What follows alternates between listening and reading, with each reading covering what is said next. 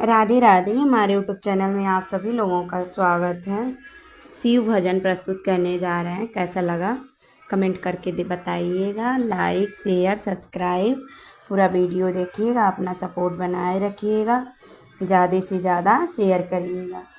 सुतले में देखली सपनवा जुड़ैल मनवा। सुतले में देखली सपनवा जुड़ैल मनवा। बड़े बड़े जटा देखली जटा बीच गंगा देखली।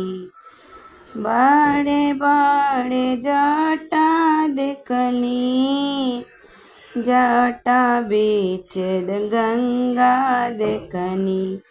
लीलरा पे तीन तीन नयनवा जुड़ैल मनवा। सुतले में देखली सपनवा जुड़ैल मनवा।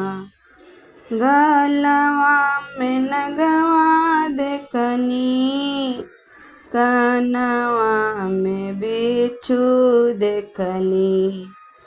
गलवा में नगवा देखनी कनवा में बिच्छू देखनी। संगवा में बैठल महरनिया जुड़ैल मनवा। संगवा में बैठल महरनिया जुड़ैल मनवा।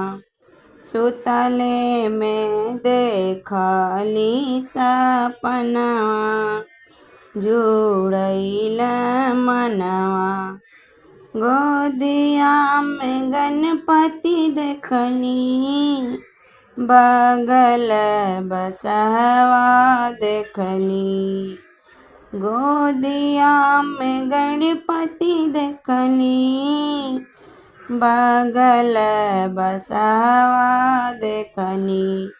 बाटेली दया के मोटरिया जुड़ैल मनवा।